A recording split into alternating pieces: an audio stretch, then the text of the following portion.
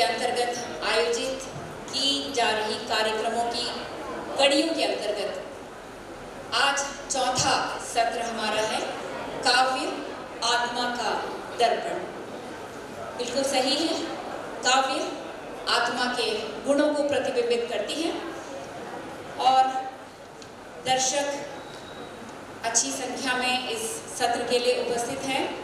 विशेष रूप से हमारे कॉलेज स्टूडेंट्स हैं जिनके लिए ये बहुत ही अच्छा सीखने का अवसर होगा।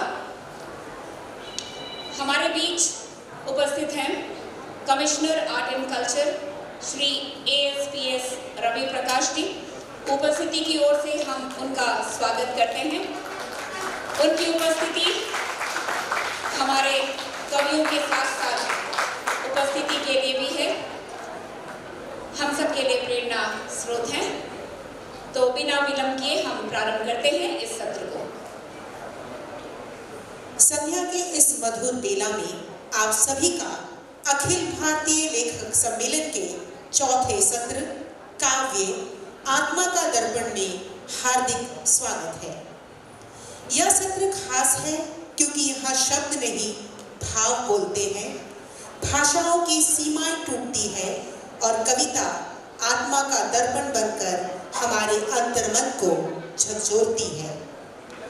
आज का यह सत्र एक विशेष कवि सम्मेलन है जहां हम काव्य की उस दुनिया में प्रवेश करेंगे जो हमें क्षितिज से परे ले जाती है।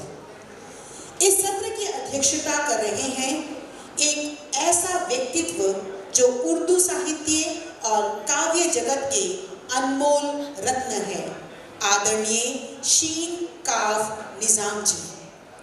उनकी लेखनी ने साहित्य को एक नई दिशा दी है और आज उनका मार्गदर्शन हमारे लिए सौभाग्य की बात है। आइए तालियों की गूंज से उनका स्वागत करें। अनुरोध करती हूँ मान्यवर कि आप मंच पर पधारें। श्री शीन काफ निजाम is an eminent Urdu poet whose contributions have enriched the world of Urdu literature beyond measure. शब्दों में जान डालना हर किसी के बस की बात नहीं, पर कुछ कवि ऐसे होते हैं जो शब्दों को जीना सिखाते हैं, and he is surely one of them. With more than 25 published books, including several edited works, his poetry has transcended linguistic boundaries and has been translated into multiple Indian languages, earning a place in prestigious anthologies across the nation. संपादन भी एक कला है और इस कला में भी उन्होंने अपना लोहा मनवाया। He has been the editor of renowned Urdu literary journals like Buhran, Mizan, and several other reputed quarterlies, enriching Urdu literature consistently. Shri Nizam has also played a pivotal role in various literary and educational bodies. He has served as a member of the executive committee of Maulana Azad National Urdu University, the founder committee of Rajasthan Urdu Academy, and as the vice chairman of Rajasthan Urdu Academy. कवि को सम्मान तभी मिलता है जब वह पाठकों के हृदय में उतर जाए और सरकार भी उसके योगदान को स्वीकार कर ले। His literary journey has been adorned with numerous prestigious honors: Sahitya Academy Award, Iqbal Samman, honored by the President of India, Bhasha Bharati Samman, Mahmood Shirani Award, Gangadhar Meher National Award, Rajasthan Ratna by the government of Rajasthan.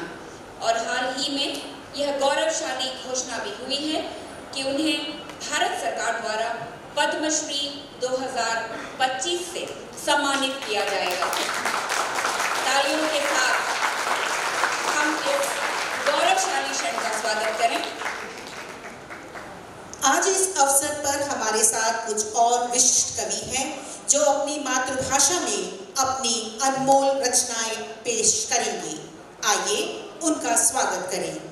Miss रश्मि चौधरी जो बोडो भाषा में काव्य पाठ करेंगी। Miss रश्मि चौधरी।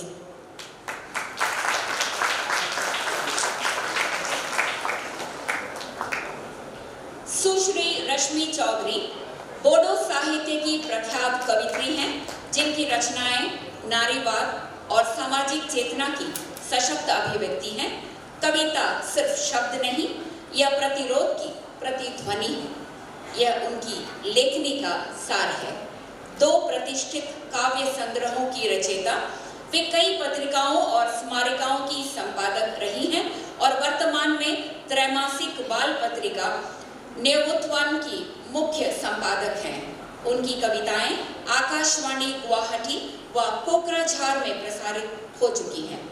साहित्य अकादमी पुरस्कार, भाभा मेधी साहित्य पुरस्कार, डॉक्टर अंबेडकर फेलोशिप राष्ट्रीय पुरस्कार व लेखक सम्मान से अलंकृत उनकी रचनाएं केवल साहित्य नहीं बल्कि एक आंदोलन है। जब शब्द सच्चाई से गुंज जाते हैं, वे क्रांति बन जाते हैं।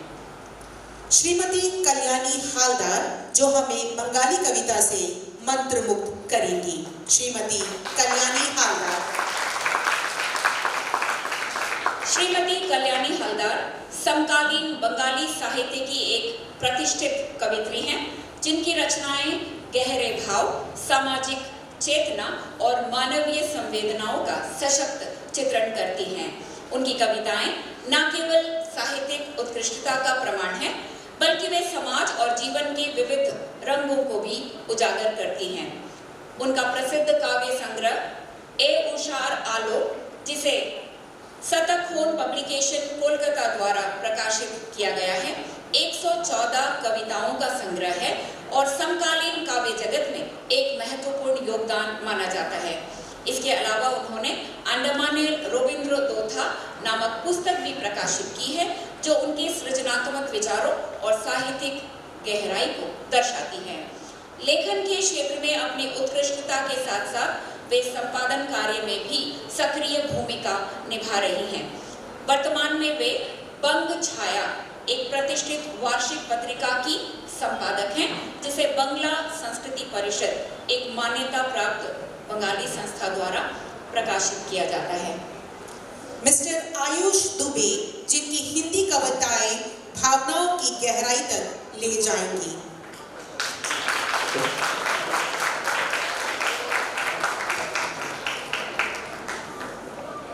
आयुष कुमार दुबे मात्र 20 वर्ष के हैं, लेकिन उन्होंने कक्षा 7वीं से ही लिखना शुरू कर दिया था।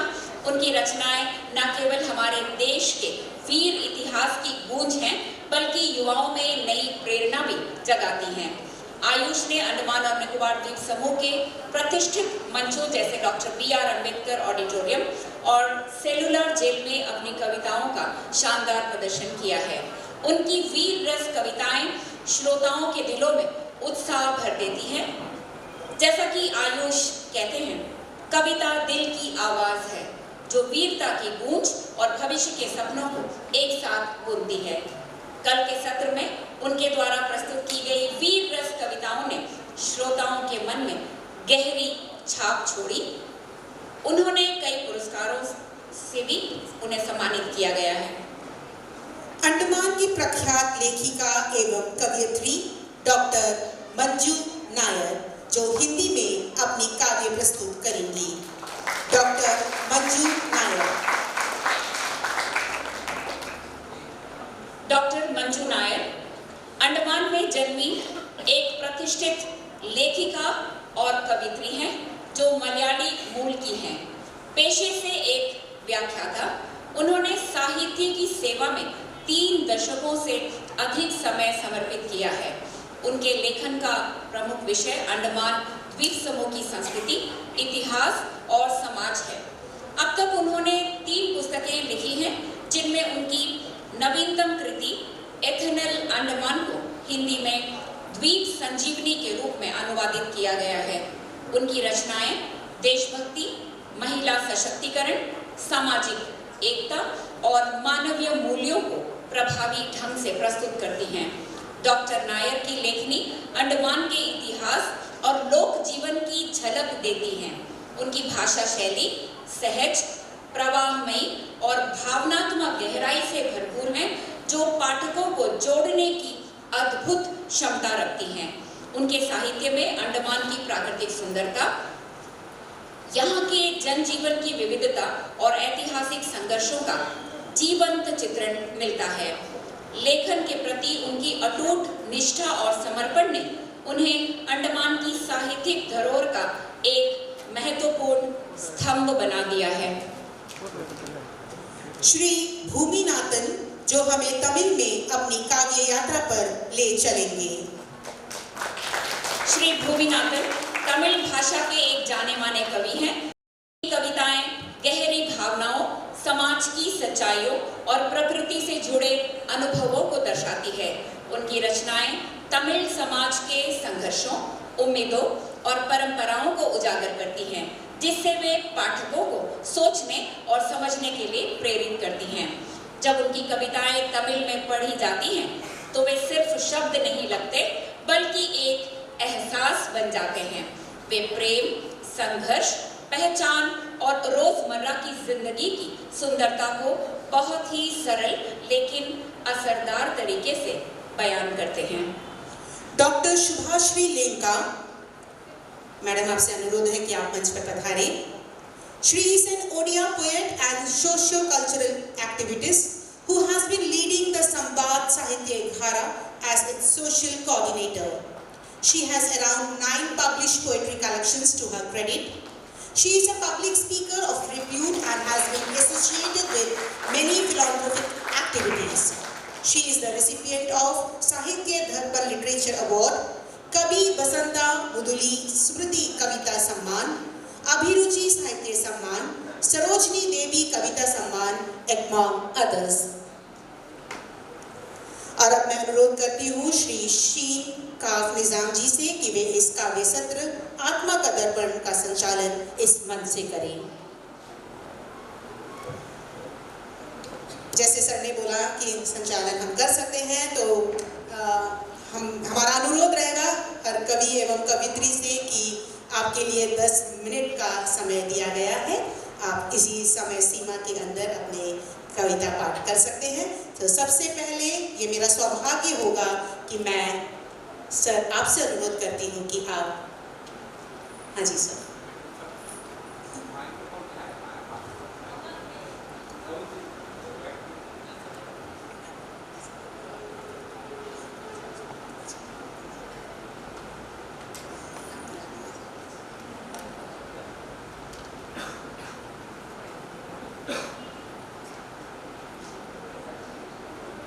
दोस्तों,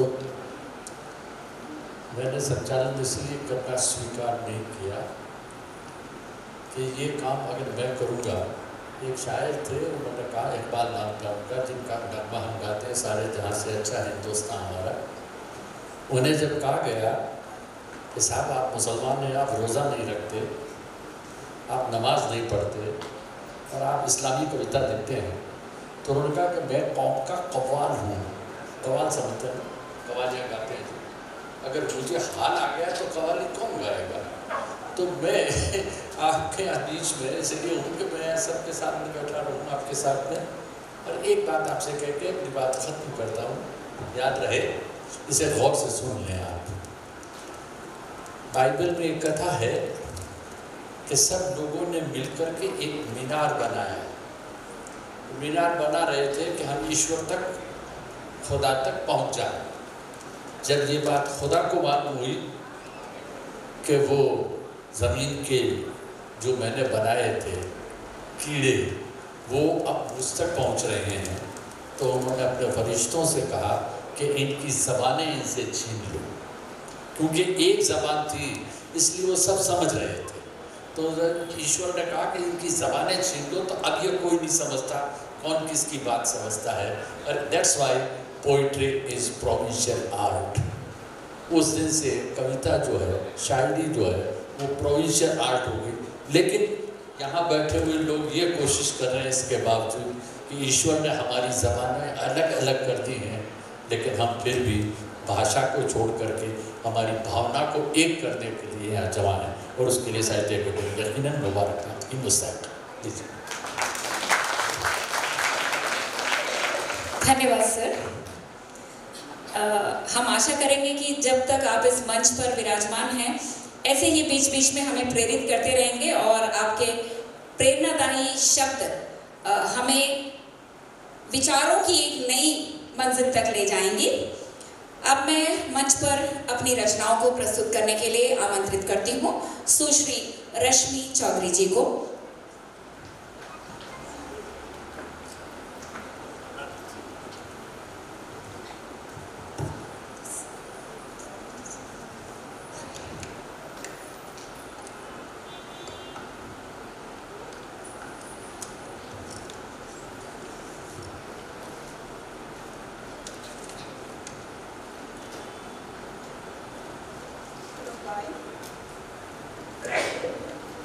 Namaskar, respected chairperson, dear fellow poets, dear students, teachers, and organizers, सबको मेरा प्रणाम। First of all, I thanks to Sahitya Academy giving me this opportunity। पहले मैं अपनी भाषा कोटा से सुनाऊंगी, इसके बाद मैं हिंदी चुनाऊंगी।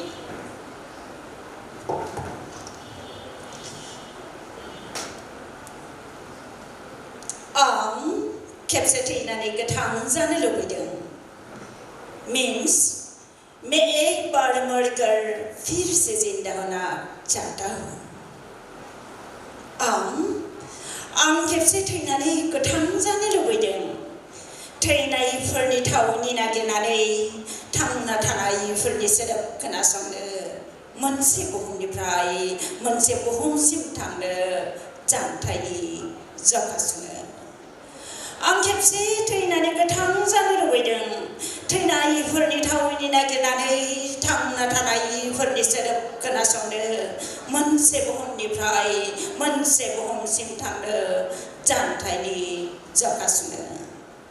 आं खेबसे थैनानै गोथां जानो लुबैदों। आंनि सोलेरनि खाथियाव थानानै मा मोनदांदों?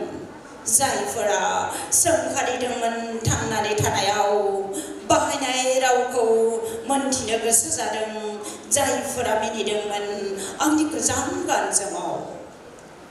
दिनै मोनसे बुहुमसिम थांनो आं जाय लामाजों फैदों बेयो बेसेबांदि खबला खबलि, खेबसे हान्थिब्लासो मोनथिगोन बेयो बेसे गोफार, बेसे दिमोन्द्रा। आगान, लामा, सम।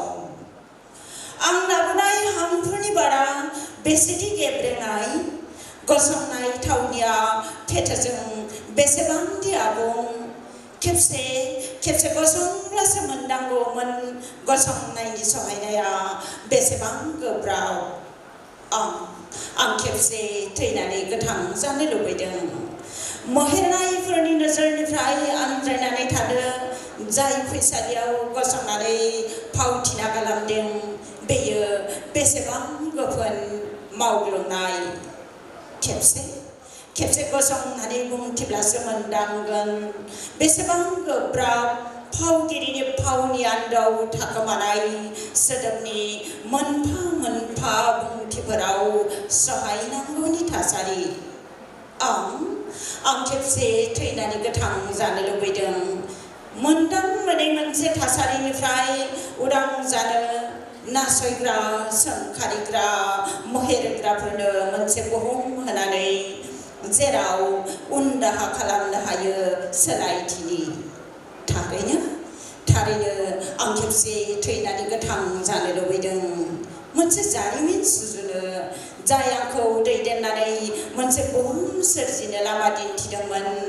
लाथिख'निफ्राय उदां आरो उदांनिफ्राय आखाइ हमनानै बेरायहोदोंमोन गोर्बो गोनांफोरनि गोर्बोनि गेजेरनिफ्राय।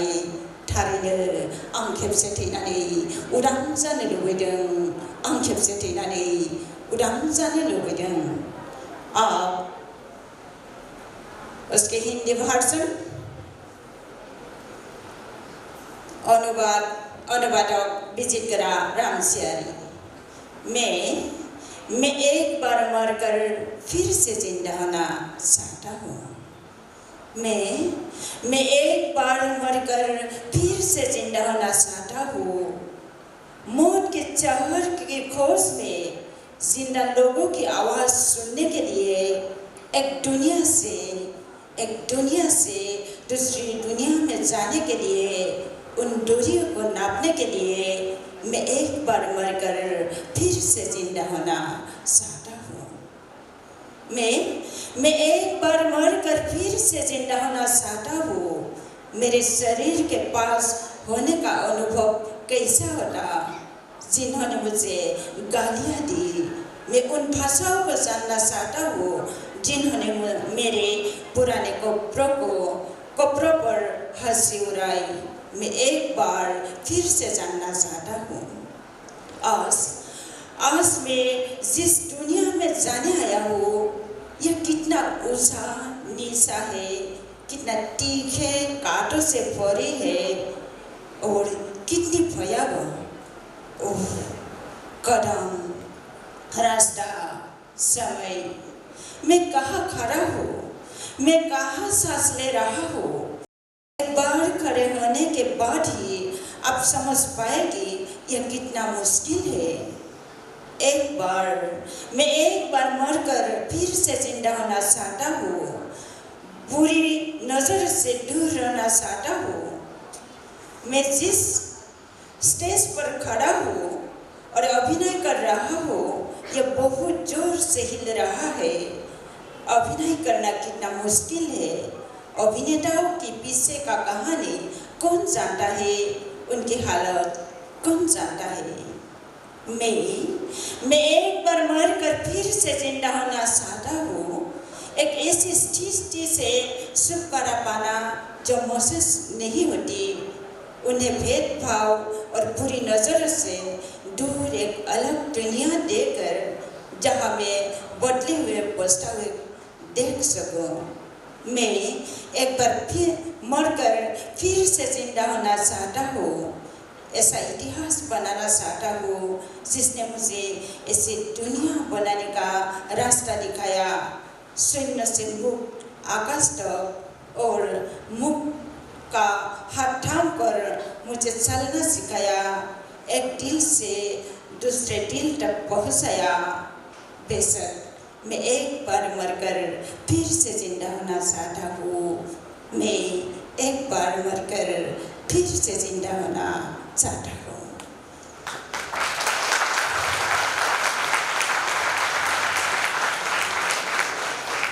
नेक्स्ट कविता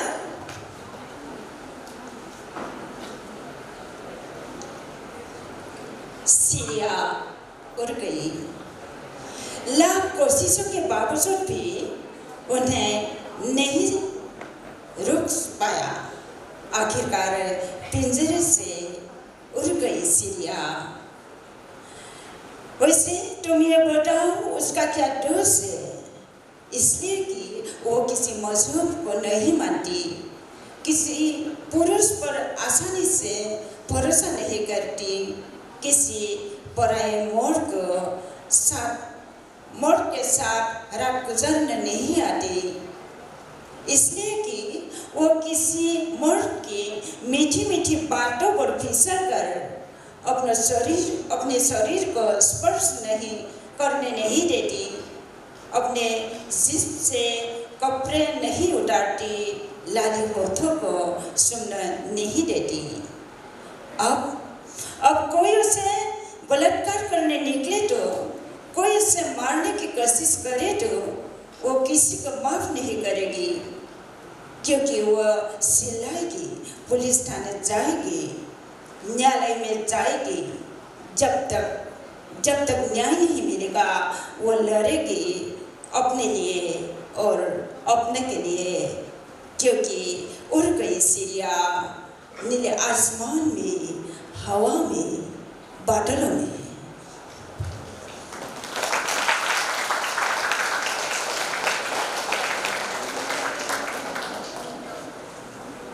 गुफा। मैं एक अंधेरी गुफा में हूँ जहाँ से कोई बाहर नहीं देख सकता और कोई मुझे बाहर से नहीं देख सकता। शायद वे सोच रहे होगी मैं मर चुकी हूँ और वे ये भी सोच रहे होंगे कि मैं कीड़ों का भोजन बन गई हूँ। वो ये भी सोच रहे होंगे कि कुछ दिनों के बाद उनका बचना नामुमकिन हो जाएगा। मैं वहाँ से बाहर आने के लिए सीढ़ी बना रही हूँ और आप चुप मुझे देखकर हैरान हो जाएंगे। मैं इस धरती पर जीवित हूँ। यह सवाल कि मैं जीवित हूँ आपके मन में एक सवाल बनकर रह जाता है, क्योंकि हर बार मुझे एक अंधेरी गुफा में धकेल दिया जाता है। मुझे मौत के मुंह में धकेल दिया जाता है। यह देखकर सभी मुझ पर हंसते हैं। हालांकि एक बार मौत के मुंह से बस निकलने के बाद क्या जीवन का अंत इतना आसान है। मैं जो सीढ़ी बना रही हूँ और जिस दुनिया में कदम रखने का जा रही हूँ, यहाँ आप देखेंगे कि मैं कितनी आज़ाद हूँ। मैं आसमान में एक पक्षी की तरह कितनी ऊंचाई तक उड़ सकती हूँ। इस तरह मैं अपनी आपात स्थिति में मुक्त हो जाऊंगी, क्योंकि कुछ दुखद या चमत्कारी हो सकता है। एक महिला के लिए यह बहुत आसान है, लेकिन क्या उसे हमेशा के लिए अंधेरे की गुफा में रखना आसान है? लास्ट कविता।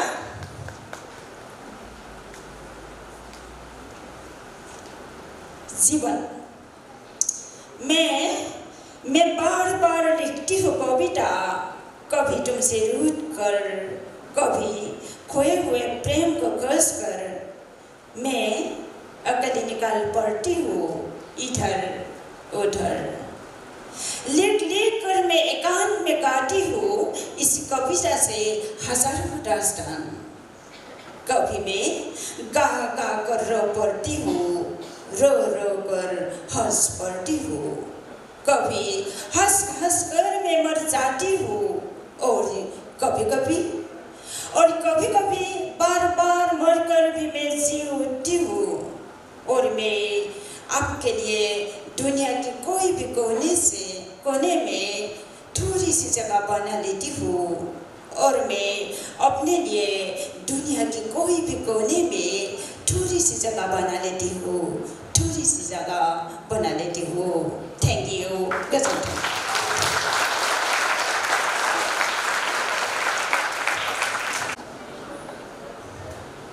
बहुत ही प्रभावशाली प्रस्तुति। कहते हैं कि भाषा में वो शक्ति होती है कि वो हमारी अंतर मन में उतर कर हमें सब कुछ समझा जाती है। हालांकि हम बोडो भाषा नहीं समझते थे, बल्कि उन्होंने जिस प्रभावशाली ढंग से यहाँ प्रस्तुत किया, तो हमें समझ में आ रहा था कि वो क्या संदेश देना चाहती हैं। ये ऐसा एक मंच है जहाँ आपको विभिन्न भाषाओं में उनकी जो लेखनी है उसको सुनने का अवसर प्राप्त होगा। और हमारा जो द्वीप समूह भाषाई विविधता के लिए मिनी इंडिया के रूप में जाना जाता है, उसका एक बहुत ही सुंदर उदाहरण इस मंच पर देखने को मिलेगा। और हमारी अगली लेखिका को बुलाते हुए मैं अत्यंत गर्व का महसूस हो रहा है। डॉक्टर सुभाश्री लेंका, बहुत ही प्रभावशाली लेखिका, सामाजिक सांस्कृतिक कार्यकर्ता और कई साहित्यिक पुरस्कारों से सम्मान। इस मंच पर उनको सुनने का अवसर हमें प्राप्त हुआ है। बहुत ही अच्छा एक सीखने का अनुभव रहेगा। मैं सम्मान के साथ आमंत्रित करती हूँ डॉक्टर सुभाश्री लेंका जी को।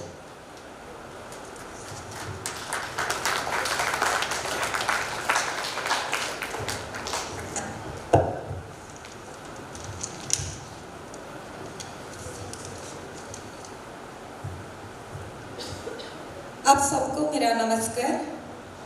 मेरे पहले कविता की शीर्षक विज्ञापन में ना रोने वाली नारी। देखा है कभी तुमने एक भी ऐसा विज्ञापन जिसमें कोई नारी रो रही हो? देखा है कभी तुमने एक भी ऐसा विज्ञापन जिसमें कोई नारी रो रही हो? मिठाई पर चांदी के बर की परत जैसे तुम नारी के होठों पर लगा दो प्रसाधन बनाकर मुस्कुराहट की कलाई। दिन प्रतिदिन ठगते रहो खुद को, नारी को, एक विराट कालखंड को, चाहो तो इतिहास को भी। एक बार लांघ जाओ उस मुस्कुराहट का दरवाजा, अंदर मिलोगे एक दूसरी दुनिया से। दिखना कितनी लाचारी छिपी है उसमें। कई चौखटे से लौट आने के बाद, कई चुल्लू पसीना तलवे छूने के बाद, कई युगों के बाद देहरी के बाहर एकाकी सूर्य के सामना करते समय, कई बार नुकीले कांटे पैरों पे चुभने के बाद, कई सहस्त्र बार मिट्टी के घड़ों से टूटकर फिर एक बार मुलायम मिट्टी से खुद को जतन से गढ़ने के बाद, वह पुनः साहस बटोरकर तुम्हारी आंखों में आंखें मिलाकर खड़ी है राजमार्ग में एकाकी। उसकी मेधा, उसकी योग्यता के साथ होते हैं आरक्षण, समानता जैसे किताबी शब्द, पर तुम सोचते हो उसकी पूंजी है उसका सुडौल शरीर। हाँ, उसका शरीर है। 12 हाथ की साड़ी हो या घुटने न ढकने वाले पोशाक, देखने वाले लोगों की निगाहें कुछ अधिक ढूंढती है। इसीलिए तो ओह नारी अनावृत करती है अपने चिकने चमड़े, मुस्कुराते हुए खड़ी है पुरुष के अंतवस्त्र से लेकर जन नियंत्रण के साधन भेजने के लिए। इसीलिए तो वो मुस्कुराते हुए खड़ी रहती है पुरुष के अंतवस्त्र से लेकर जन नियंत्रण के साधन भेजने के लिए। ठंडे पेय से लेकर सुगंधित साबुन, फिनाइल से लेकर मोबाइल, बेबी फूड से लेकर कार, कंप्यूटर, हर जगह नारी की मोदियों सा मुस्कान को तुम चमकाते हो पर्दे पर। उसके वक्ष, नितंब, नाभिदेश या जांघें, कहते हैं हर जगह छिपे होते हैं तुम्हारे लाभ के गोपनीय सूत्र। तुम जानते हो या नहीं जानता। तुम जानते हो या नहीं जानता। क्लियोपेट्रा, मोनालिसा या देवी दुर्गा की भुवन मोहिनी मुस्कान के पीछे इतिहास छिपा कर रखता है तेज तलवार का धार। इसीलिए सावधानी से देखो अपने चारों ओर की नारियों को, माँ, बहन, पत्नी, बेटी, प्रेमिकाओं को।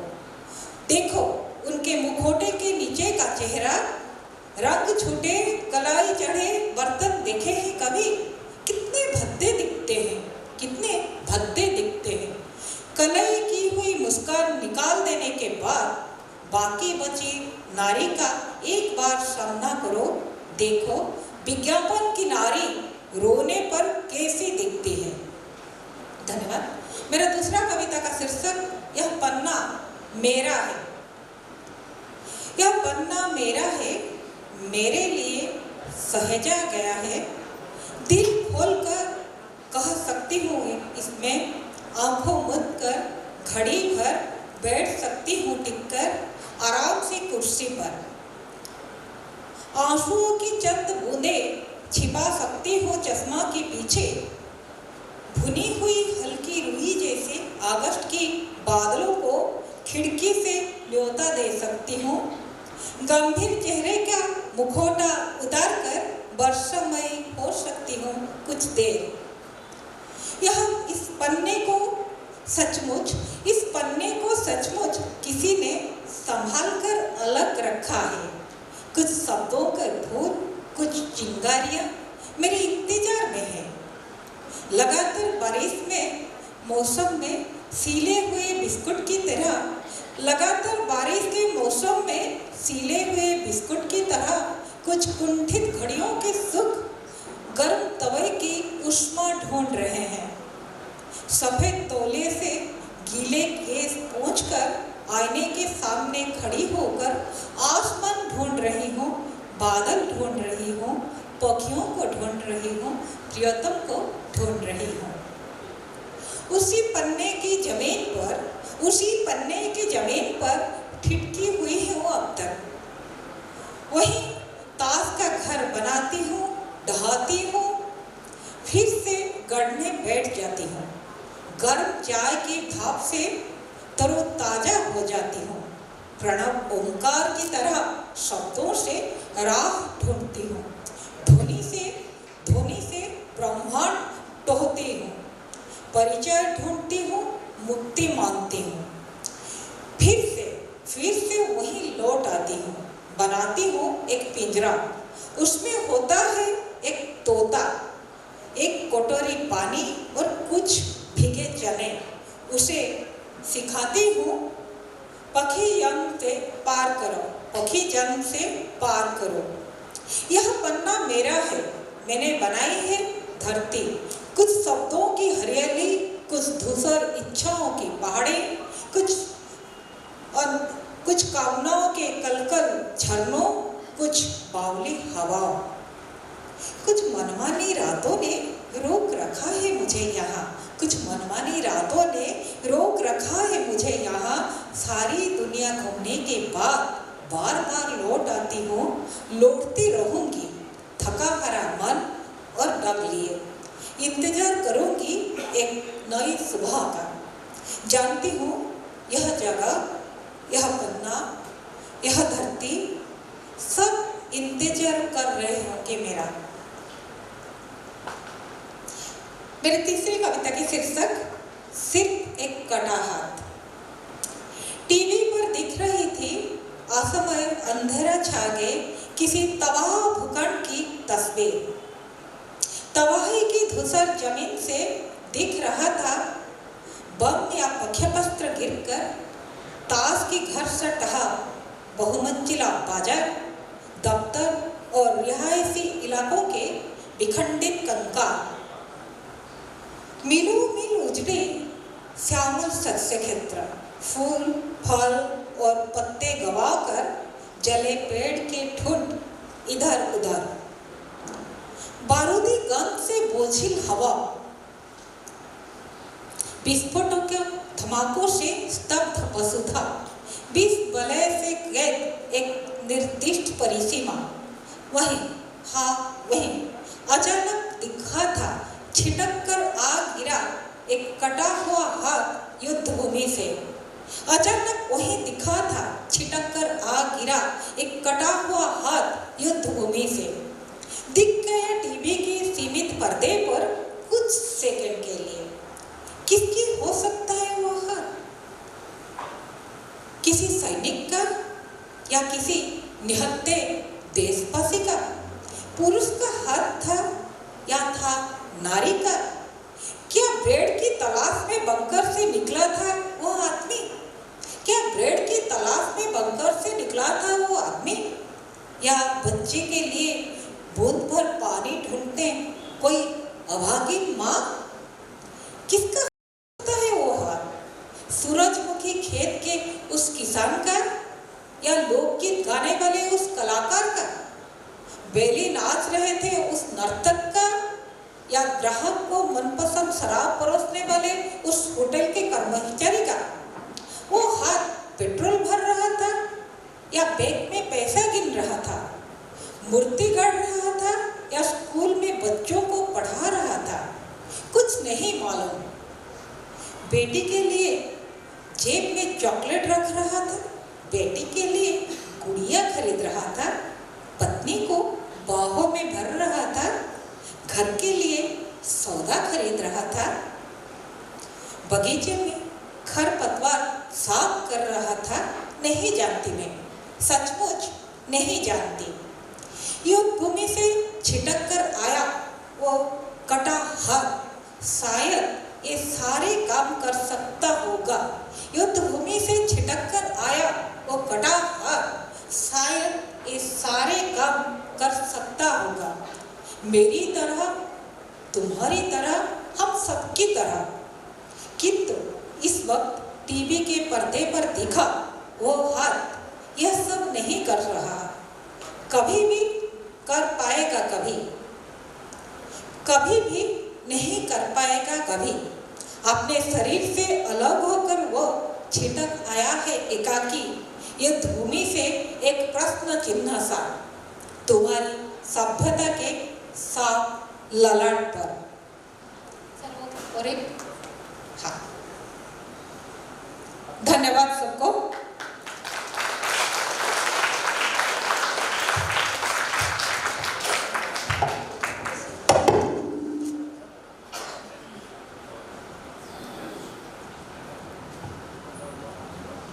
धन्यवाद मैडम। मैडम की रचनाओं में जहाँ नारी शक्ति का सम्मान और प्रशंसा भी थी, वहीं प्रकृति का कहर और विभिन्न मानव भावनाएं भी जुड़ी थी। बहुत ही आकर्षक प्रस्तुति मैडम, धन्यवाद एक बार पुनः।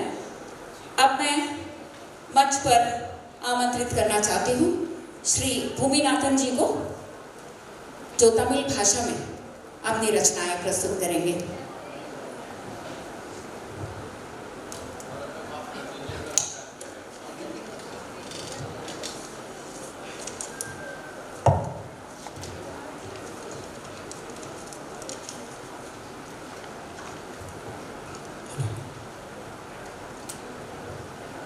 நான் பூமிநாதன் 8 கவிதை நூலுக்கு தமிழ் சத்தின் என்ற புனைப்பெயரோடு சொந்தக்காரன். 2014ஆம் ஆண்டு சென்னை தமிழ் சங்கத்தின் கவிதைக்கான சாதனையாளர்களில் பெற்றவன். 2 தமிழ் திரைப்படங்களில் பாடல்கள் எழுதும் வாய்ப்பினை பெற்றவன். இந்த இலக்கிய விழாவில் நடுவர் மற்றும் சக கவிஞர்களுக்கு அன்போடு வணங்குகின்றேன். விருந்தினர் அனைவரையும் அன்போடு வரவேற்கின்றேன். இன்றைக்கு எனக்கு கொடுக்கப்பட்ட தலைப்பு கவிதை ஆன்மாவின் கண்ணாடி. காடுகளில் தொலைந்ததுண்டா, வானத்து போர்வையை போர்த்தியதுண்டா, மலையின் மரணத்தை கண்டதுண்டா, நதியின் ஓசையை ரசித்ததுண்டா, கால்களின் திசையில் நடந்ததுண்டா, கிளிகளின் மொழியை கேட்டதுண்டா, கிழக்கு விடியலை விழித்ததுண்டா, சிலந்தியின் சிறையில் அடைந்ததுண்டா, கூட்ட நெரிசலில் தனித்து நின்றதுண்டா. இத்தனை நிகழ்ந்திருந்தால் நீ கவிஞனாக மாறிவிட்டாய், உனக்கு ஆயுள் அதிகம். கனத்த துன்பம் வரும்போது நான் கவிதையின் மடியில் உறங்கிடுவேன். சொற்கள் என்னை சுகமாக்கும், கவிதை என்பது எனக்கு இன்னொரு தாய். கனத்த துன்பம் வரும்போது நான் கவிதையின் மடியில் உறங்கிடுவேன்.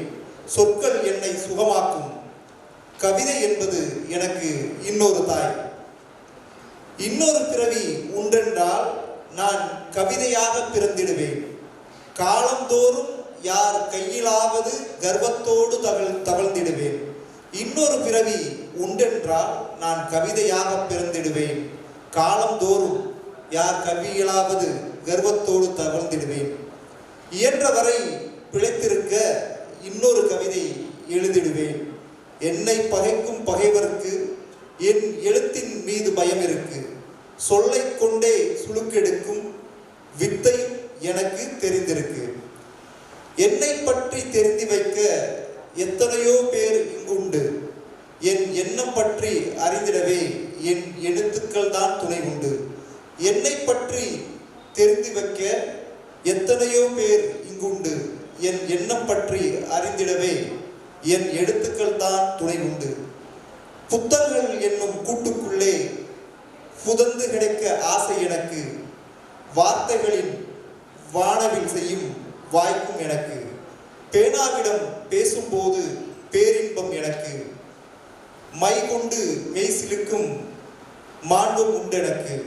புத்தகங்கள் என்னும் கூட்டுக்குள்ளே புதைந்து கிடக்க ஆசை எனக்கு. வார்த்தைகளில் வானவில் செய்ய வாய்க்கும் எனக்கு. பேனாவிடம் பேசும்போது பேரின்பமும் உண்டெனக்கு. மை கொண்டு மெய் சொல்லும் மாண்பும் உண்டெனக்கு.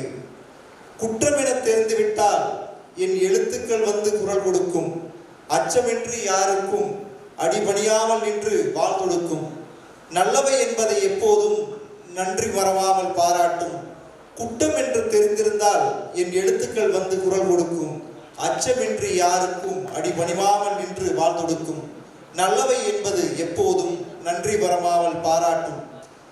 பிறப்பால் கவிதை, இறப்பிலும் கவிதை, பிறந்தவுடனே தாலாட்டு கவிதை, வளர்ந்த பிறகு திருமண வாழ்த்துப்பா கவிதை, மரணத்தில் ஒப்பாரி கவிதை. கவிதை ஆன்மாவின் கண்ணாடி, காலம் கடந்து வார்த்தைகளால் என்னை பிரதிபலிக்கும். கவிஞனுக்கு மரணமில்லை, கவிதைகளால் உயிர்த்திருப்பான். கவிதை ஆன்மாவின் கண்ணாடி, காலம் கடந்து வார்த்தைகளால் பிரதிபலிக்கும். கவிஞனுக்கும் மரணமில்லை, கவிதைகளால் உயிர்த்திருப்பான். கவிஞனுக்கும் மரணமில்லை, கவிதைகளால் உயிர்த்திருப்பான். நன்றி. வாய்ப்பளித்த அனைத்து நல்ல உள்ளங்களுக்கும் வாழ்க தமிழ். நன்றி.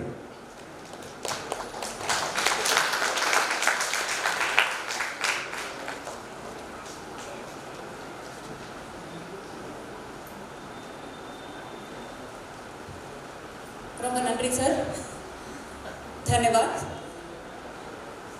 तमिल मुझे समझ में आती है, इसीलिए ये आज का जो विषय था काव्य आत्मा का दर्पण, उसी विषय से संबंधित थी इनकी रचना जो थी। कह रहे थे कि कविता का ये कहना है, यदि मैं कविता हूँ तो मैं ये चाहूँगा कि यदि मेरा पुनर्जन्म होगा तो मैं एक कवि के गर्भ से पुनः कविता के रूप में जन्म लूं और मेरी जो वाणी है वो अमर हो जाए। कहते हैं कि कवि जो है वो कभी मरता नहीं है, उसकी कविता उसे अमर बना देती है। बहुत ही अच्छी बात कही, बहुत ही प्रेरणादायी शब्द रहे हैं, विशेष रूप से हमारे लेखकों एवं कवियों के लिए। एक बार पुनः धन्यवाद सर। अब मैं मंच पर आमंत्रित करना चाहूँगी द्वीपों की प्रख्यात कवित्री एवं लेखिका डॉक्टर मंजू नायर जी को, जिनकी लेखनी ने ना सिर्फ हमारे युवाओं को प्रेरित किया है, बल्कि हर उम्र के लोग मैडम से प्रेरित होते रहे हैं। मैं भी मैडम की स्टूडेंट रही हूँ और इनका जो लेखन है वो विशेष रूप से जो हमारे द्वीपों के ऊपर है, इतिहास और प्राकृतिक सौंदर्य। तो मैं मंच पर आमंत्रित करती हूँ डॉक्टर मंजू नायर जी।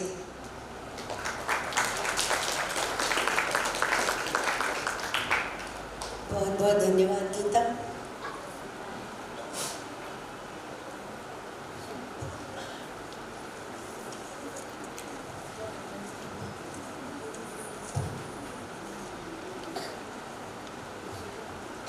उपस्थिति को प्रणाम करती हूँ।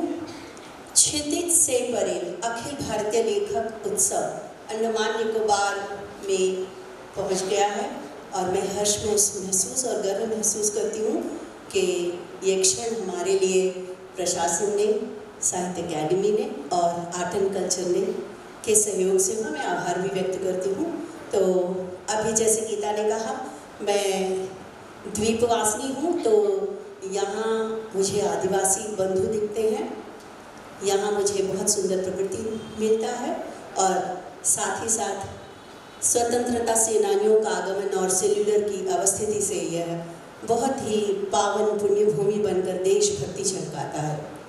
तो मेरी सबसे पहली रचना, खासकर हमारे जो आगंतुक यहाँ पहुँचे हैं, हमारे बीच हैं, उनके लिए, जैसे कि कहा गया, कविता जो है सोल की मिरर है, तो उन्हीं बातों को झलकाती हुई मेरी पहली रचना, हमें छूना ना। मुझे देखने तुम क्यों आए हो, तुम्हारे बुजुर्गों के निशान हम जो ठहरे। मुझे देख भयभीत तुम क्यों होते हो, तुम्हारे इतिहास के प्रमाण हम जो ठहरे। आदिवासी बंधुओं के लिए कह रही हूँ, 6 आदिवासी हैं और उनमें से आज भी प्रागैतिहासिक तौर तरीके से जीवन जीते सेंटेनरी आदिवासी हमारे बीच में हैं। मुझे देख भयभीत तुम क्यों होते हो, तुम्हारे इतिहास के प्रमाण हम जो ठहरे। प्रागैतिहासिक हम भले हो, लेकिन तुम्हारे पूर्वजों के निशान हम जो ठहरे। भला धरा पर भला धरा पर हम जैसा कोई नहीं, तुम्हारी नकल के पर हम नहीं है पारखी। सभ्यता के होड़ के तुम हो दीवाने, पूरा पाषाण के निराले हम भी है प्राणी। मशीनों की दुनिया तुम्हें हो मुबारक, प्रकृति के प्रेमी हम युगों से सयाने। धरा की कुल बलाहट आहट पद चापों का एहसास हर पल हमें है। प्रकृति से बैर तो बस तुम्हारा सिला है। जंगलों जीवों झरनों की पूजा हमारा धर्म है, हमारा कर्म है। संसाधनों को दुहने की स्वार्थी लालसा तुम्हारा नियम है, तुम्हारा मर्म है। वसुधा के भक्षक तुम बन बैठे हो, धरा की वेदना अब हमारी है पीड़ा। माटी का जज्बा सरमौर हमारे, प्रकृति से दूरी तुम्हारी वास्तविकता। प्रकृति का कोप तुम्हें है निकलता, पेड़ों की झुरमुट हमें है संभालता। कौतुक तो तुम हो हम है स्वावलंबी। माटी की खुशबू हम में है निराली। प्रदूषण का सहरा तुम्हारे शहर है। भयावह बीमारी बेकारी बेईमानी तुम्हारे ही नब्जों की सुंदर सुतलियाँ। हमारी कोशिश तो हमारे पैमाने, दरिंदगी के फलसफों से जूझती जिंदगी तुम्हारे जुनून है, तुम्हारे सलीके शांत सदाचारी प्यारे कुछ तरीके। हमारी नियामतें हमारी जिंदगी, तुम्हारी संस्कृति तुम्हें मुबारक। हमारी धरा बस तुम हमें बख्श दो, हमारी धरा बस तुम हमें बख्श दो। धन्यवाद।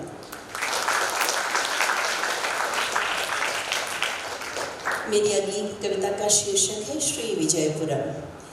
काले पानी के काले दिन बन गए हैं इतिहास। श्री विजयपुरम की नूतन पताका लहरा उठी है। आदिवासी बंधु आगे आए हैं, बाशिंदे यहाँ सब कुसमाए हैं।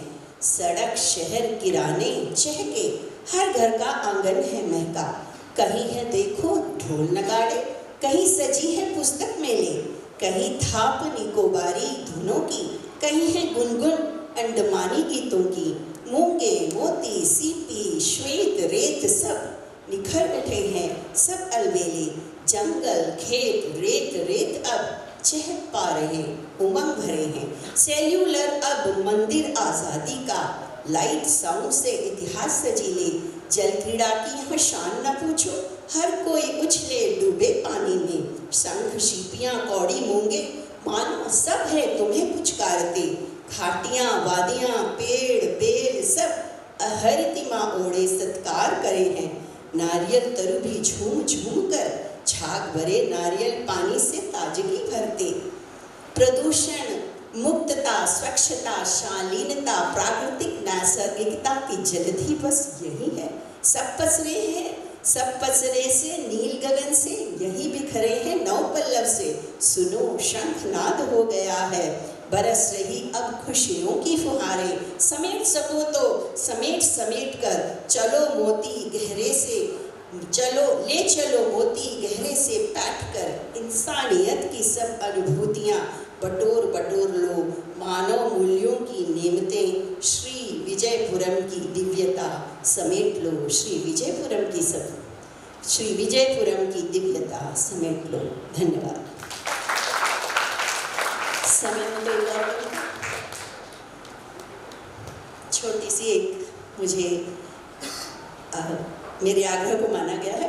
ध्वज तिरंगा, यहाँ आते हैं तो सब फ्लैग पॉइंट जाते हैं, वैसे भी एक वीर पराक्रमी, एक क्या मैं कहूँगी दो, वीर विनायक दामोदर जी और साथ ही साथ वीर पराक्रमी योद्धा सुभाष बोस हमारे द्वीप में पधारे थे। तो उनके सम्मान में ध्वज तिरंगा, आज़ादी का सबूत तिरंगा, आज़ादी का सबूत तिरंगा बोस यहीं फहरा गए थे। आज़ादी का सबूत तिरंगा बोस यहीं फहरा गए थे। दिल्ली चलो का जोशीला नारा, दिल्ली चलो का जोशीला नारा बोस यहीं पर बोल गए थे। 20 मिनट की शेर गर्जना जिमखाना को भेद गई थी। स्त्री पुरुष बच्चे जवान सब आजाद हिंद में झूम उठे थे। फौजें चलती जनता बढ़ती, कदम ताल की चाल सधी थी। श्री विजयपुरम के गली गली में स्वतंत्रता के दीप सजे थे। का यह नन्हा टापू, भारत का यह नन्हा टापू यूनियन जैक से मुक्त हुआ था। आजाद देश का भव्य तिरंगा बोस यहीं फहरा गए थे। जय हिंद की तब शान सजी थी, जय हिंद की तब शान सजी थी, वंदे मातरम मंत्र बना था। इनकलाबी नारे बुलंद थे, इनकलाबी नारे बुलंद थे, शहीदों का त्याग अमर था। सेल्यूलर का मुक्ति घंटा, सेल्यूलर का मुक्ति घंटा जोर जोर कई बार बजा था। 30 दिसंबर 1943 के शुभ दिन माँ की जंजीरें यहीं टूटी थी। भारत माँ के सपूत सुभाष ने नई सरकार की नींव रखी थी। आजादी का जश्न हुआ था, आजादी का जश्न हुआ था, स्वतंत्रता के दीप जले थे। देश गुलामी भूल चुका था, देश गुलामी भूल चुका था। आईएनए की धाक जमी थी, उपनिवेशी लौट चुके थे, टापूवासी झूम उठे थे, टापूवासी झूम उठे थे। जय हिंद, धन्यवाद।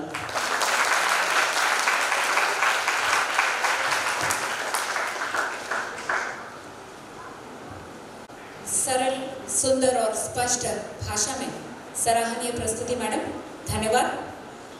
अब मैं द्वीपों की जानी मानी लेखिका श्रीमती कल्याणी हलदर जी को मंच पर आमंत्रित करना चाहूंगी, जो कि बांग्ला भाषा में अपनी प्रस्तुति इस मंच से देंगी।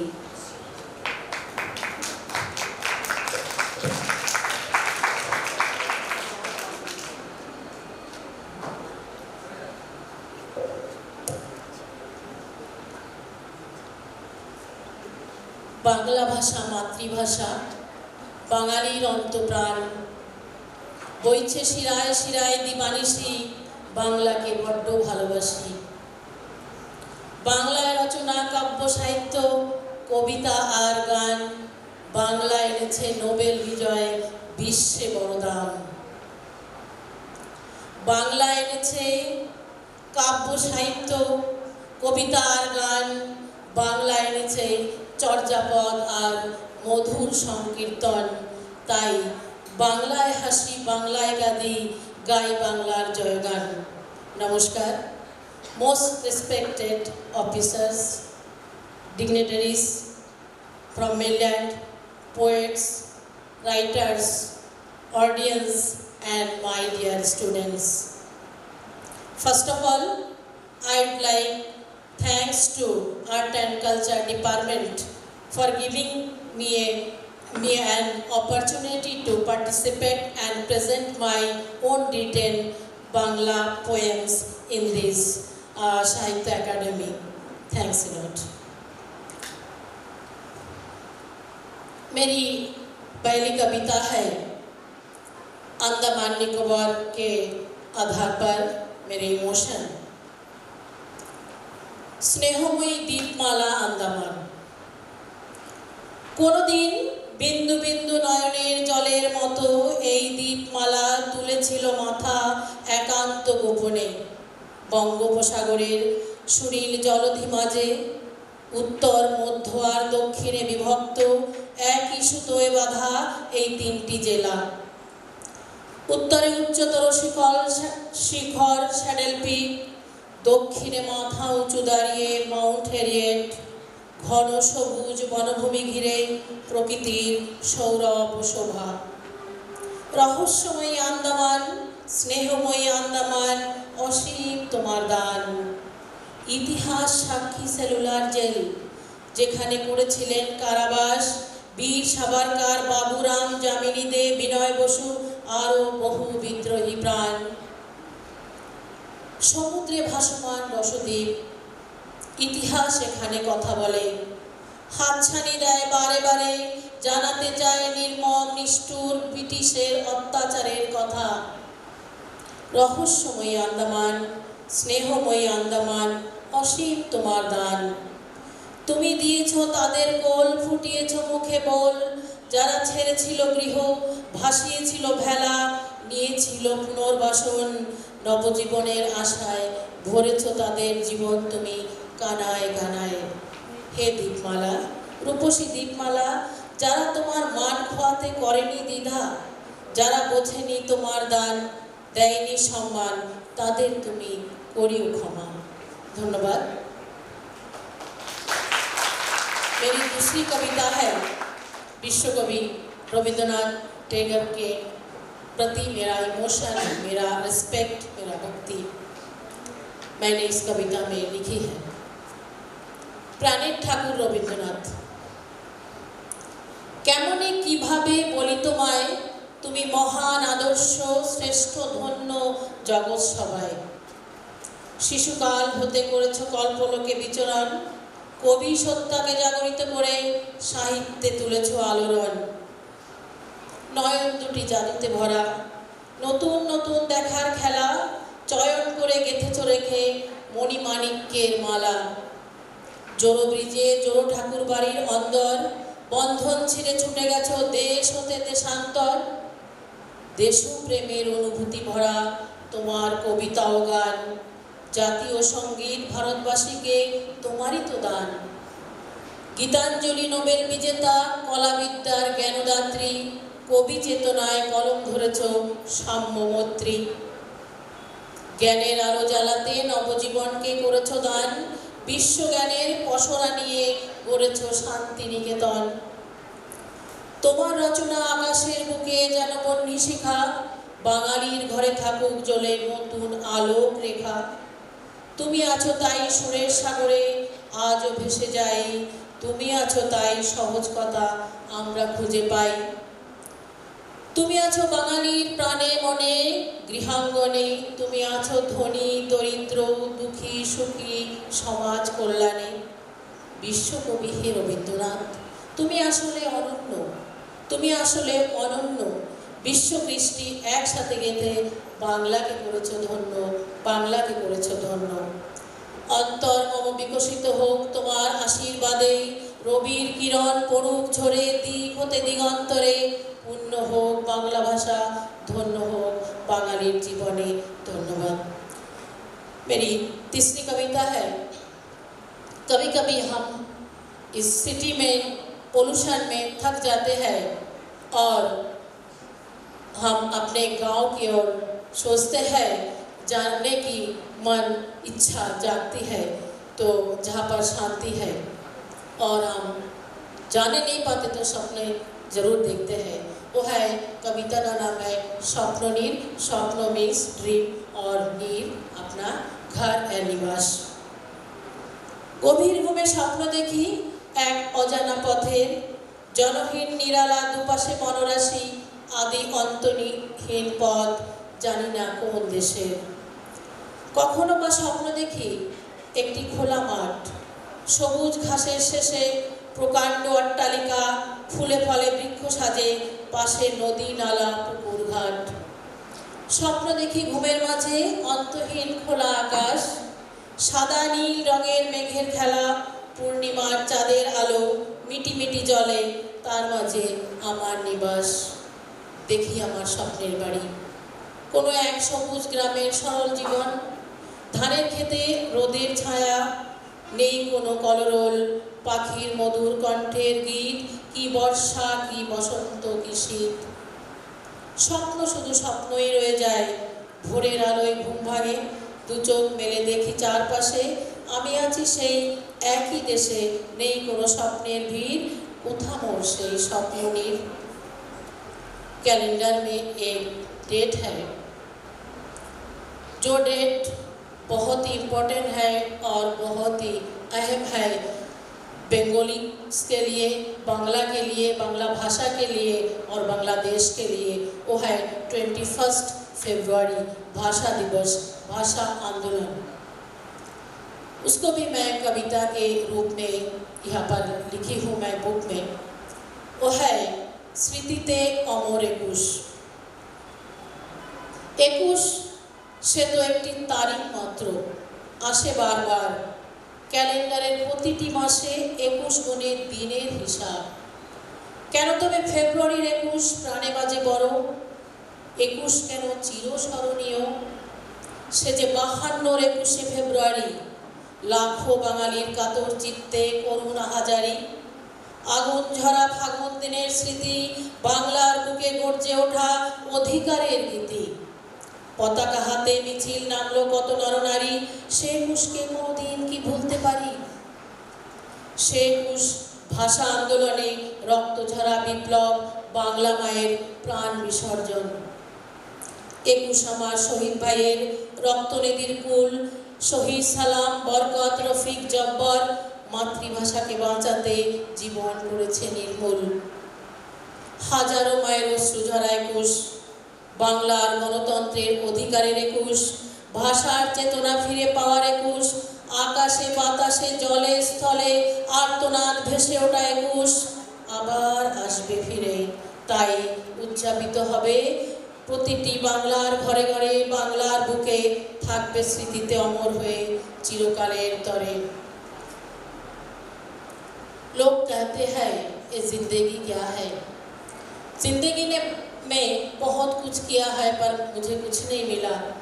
तो ये जो जिंदगी है बांग्ला में से जीवन कहते हैं, जीवन, जीवन के पर मैंने कविता लिखी है। জীবন, মানুষ কেন কাঁদে শুধু ব্যর্থ জীবন বলে? মানুষ কি জানে মানুষ কি আর জীবন কাকে বলে?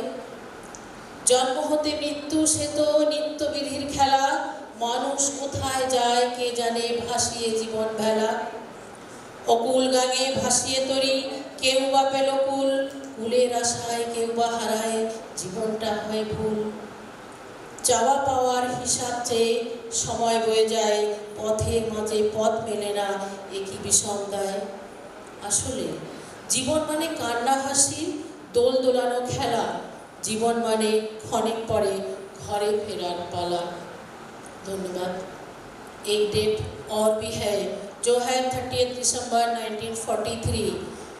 स्वतंत्रता संग्रामी वीर नायक नेताजी ने हमारे इस द्वीपों में आए थे और उनको हमने अपने दिलों में, अपने इस द्वीपों में रखे हैं बहुत ही सम्मान के साथ और हमने नहीं भूले उन्हें। तो उनके लिए मैं 2-4 लाइन लिखी हूँ। हे नेताजी वीर सुभाष, জানি না তুমি কোথায়, শুধু ভাবি তুমি আছো এ কথা সত্য, ইতিহাস তা বোঝায়। হে বীর নায়ক অমর নেতাজি, তোমার বাণী ধ্বনিত হয় এই দ্বীপের প্রতিটি প্রান্তরে। তোমার জন্মদিন পালন হয় কত আনন্দ কত উৎসবে, দ্বীপে দ্বীপে প্রজ্বলিত হয় কত আলো, স্বাধীন পতাকা ওড়ে আকাশের বুকে। হে বীর স্বাধীনতা সংগ্রামী, তুমি ছিলে, তুমি আজও আছো, থাকবে চিরদিন মনের মন্ডিল ওঠায় চির স্মরণীয় হয়ে। जैसा कि हम नारियों को, हम महिलाओं को दुर्गा माँ के साथ कंपेयर किया जाते हैं, तो कहते हैं कि हमारे हैं 2 हाथ पर हम काम करते हैं 10 हाथों का जैसा दुर्गा में है। तो इस धरती में जितने नारी है महिलाएं हैं सब दुर्गा माँ के ही रूप है। मेरा लास्ट जो पोएम है ये है दुर्गा माँ और हम महिलाएं। আশ্বিনের এক প্রাগৈতিক হাসি সকালে শ্রীরামচন্দ্র যে দুর্গার বোধন করেছিলেন, স্বর্গের দেব পুরুষগণ যুদ্ধে পরাজিত হয়ে যে রণ দুর্গা দেবীকে অসুর নিধনে পাঠিয়েছিলেন, সেই দুর্গাই 21 শতকের নারীর ক্ষমতায়ন। তার মহাতেজ চিরজাগরণে আগুন হয়ে জ্বলে উঠুক এই পৃথিবীর প্রতিটি নারীর মধ্যে। হে মহামানবী, তোমাকে সালাম। আমার দুর্গা। মেয়েটির নাম দুর্গা ছিলেন বটে, মায়ের ছিল না অক্ষর জ্ঞান ছটে। সর্বশিক্ষা অভিযানে বৃত্তি পেয়ে দুর্গা হয়েছে ইংরেজি স্কুলে ভর্তি। কম্পিউটার শিখে দুর্গা শিখেছে ইমেল পাঠাতে, সাঁওতালি গান, ইংরেজি শিক্ষা বাড়াতে। অঙ্কের স্যার যোগ বিয়োগ ভুল হলে গায়ে হাত দেয়। দুর্গা জানে না কোনটা যৌন লাঞ্ছনা, স্যারটা নোংরা বটে কথাটা মানছ না। শেষে একদিন দুর্গা নোংরা হাতটা মুছড়ে দেয়, দুর্গা মেরেছে এক ঝাপটা। ওরে অর্ধেক আকাশে মাটিতে শাওলা, আকাশে উড়লে হবে কল্পনা চাওলা। যদি না বিমান ভেঙে পড়ে তার দুর্দার, মহাকাশচারী হবে বটে এই দুর্গা। বিশ্বায়নে পণ্যায়নে খণ্ড খণ্ড মানচিত্রে, বাংলা বিহার রাজস্থানে সাধারণী নমস্তুতে। কন্যাব্রতে পত্নীব্রতে মোহমুদ্রা ধ্বংসমুদ্রা প্রযুক্তিতে গৃহকর্মে সাধারণী নমস্তুতে। আমার দুর্গা পথে প্রান্তরে স্কুল ঘরে থাকে। আমার দুর্গা বিপদে আপদে আমাকে মা বলে ডাকে। আমার দুর্গা আত্মরক্ষার শরীর পূর্বে কন্যা। আমার দুর্গা নারী গর্ভের রক্ত মাংসের কন্যা। আমার দুর্গা গোলগাল মেয়ে, আমার দুর্গা তেমনি। আমার দুর্গা কখনো ঘরোয়া আগুন বন্যি। আমার দুর্গা মেঘা পাটেকর তিস্তা শীতলা বাদেরা। আমার দুর্গা মোম হয়ে জ্বলে অমাবস্যার বাদেরা। আমার দুর্গা প্রতিবাদ করতে জানে। আমার দুর্গা কাস্তে হাতুড়ি আউশ ধানও কাটে। আমার দুর্গা ত্রিশূল ধরেছে স্বর্গে এবং মর্তে। আমার দুর্গা বাঁচতে শিখেছে নিজেই নিজের স্বার্থে। আন্দোলনে উগ্রপন্থে শিক্ষাব্রতে কর্মযোগে রান্নাঘরে আতুর ঘরে মা তুজে সালাম। অগ্নিপথে যুদ্ধপথে লিঙ্গ সমে শ্রেণী সমে দাঙ্গা ক্ষেত্রে কুরুক্ষেত্রে মা তুজে সালাম, মা তুজে সালাম, মা তুজে সালাম। ধন্যবাদ।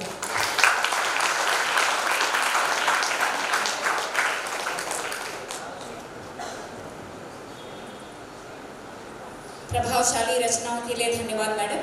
मैं अब मंच पर एक ऐसे युवा कवि को आमंत्रित करना चाहूँगी जिनकी रचनाओं ने युवा पीढ़ी को तो बहुत अधिक प्रभावित किया है, बल्कि हम सबको कल जब इन्होंने इस मंच से वीर रस से भरी अपनी रचनाओं को प्रस्तुत की तो हम सब भाव विभोर हो गए थे। मैं आपका परिचय कराना चाहूँगी आयुष दुबे से, जो एक शिक्षक हैं।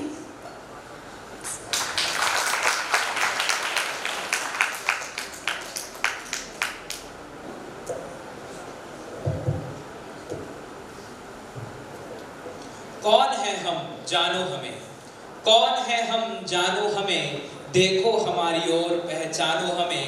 हम वही हैं जो एक उंगली पर गोवर्धन पर्वत उठा लिया करते थे। वही है हम जो वानर सेना के साथ रावण कुल की लंका लगा दिया करते थे। हम वही है जिन्होंने पुष्प त्याग कर गले पे सर्प सजाया, दूसरों को अमृत देकर खुद विष का घूंट लगाया। बजरंग है हम, दिलेर है हम, जो डरे ना किसी से वह शेर है हम। मंच से आप सभी लोगों को प्रणाम करते हुए ऐसे ही एक शेर की गाथा आप सभी लोगों के सामने प्रस्तुत करने वाला हूँ। ऐसे ही एक शेर ने सेलुलर जेल की 4 दीवारी से अपनी माँ को पत्र लिखा और उस पत्र में उन्होंने ये सब चीज़ दर्शाया कि सेलुलर जेल में वो क्या देख रहे हैं और उनके साथ क्या हो रहा है। वो पत्र में लिखते हैं कि ऐसे शब्द ना है जहाँ में, ऐसे शब्द ना है जहाँ में कि हाल यहाँ का लिख दूँ माँ, और ऐसे शब्द मैं लाऊं कहाँ से कि वीरों की वीरता उकेर दूँ माँ। मैं हृदय निकाल कर भेज रहा हूँ, मैं हृदय निकाल कर भेज रहा हूँ। आंसू थाम पढ़ लेना तुम, और याद मेरी जब आएगी शब्दों की धड़कन सुन लेना तुम।